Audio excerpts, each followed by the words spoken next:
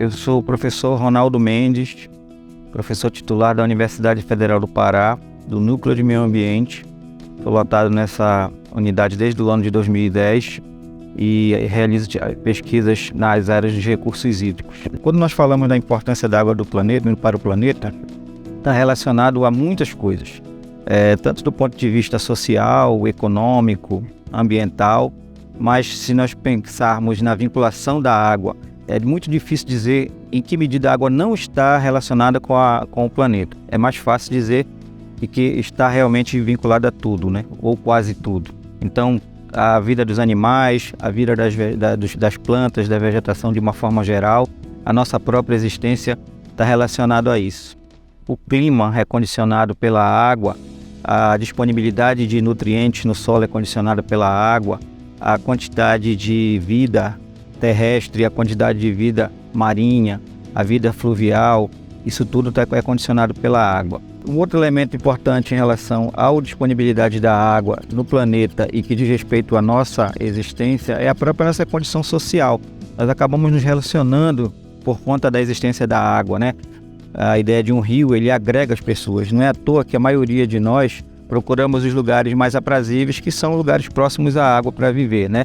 À beira de um rio, à beira de lagos, enfim, dos oceanos de uma forma geral. Não pensando aí a água só como água doce, mas também pensando a própria água salgada no contexto de poder conviver com ela. Quando nós pensamos em escassez, é preciso ter a ideia de que a água ela é distribuída de forma diferente mesmo ao longo do planeta. Então terão regiões mais úmidas e regiões menos úmidas. Mas nós também podemos pensar escassez do ponto de vista de que exista água, mas essa água pode não ser usada para o fim que se quer. Por exemplo, beber água de uma fonte poluída é algo que não se deva fazer. Então, por mais que você tenha um volume de água disponível, por exemplo, um igarapé, um rio, um lago ou mesmo um aquífero, se essa água não estiver pronta, não estiver de acordo com os padrões que nós precisamos para beber, ela vai estar inviabilizada. Então, de alguma forma, isso pode provocar algum tipo de escassez. Quando nós pensamos em poluição, é outro aspecto que tem que ser considerado. Se nós entendemos que a poluição ela é a mudança da qualidade da água, ela também pode se dar de diversas formas. O industrial, a agricultura e o lançamento de efluentes e esgotos das cidades, em geral, são os principais causadores das alterações da qualidade da água. Então, um exemplo claro é nós que estamos aqui na beira do Rio Guamá, nós podemos perceber que existe uma certa preservação da vegetação aqui no entorno do campus do Guamá. Mas se nós percebermos subindo o rio, provavelmente nós vamos encontrar diversas regiões que existe desmatamento, lançamento de efluentes e cuidados que não seriam os melhores. E a poluição pode chegar até aqui. Essa poluição ela pode afetar o nosso modo de vida e aí sim o que nós estamos mencionando de escassez por conta da quantidade e da qualidade, não apenas da quantidade.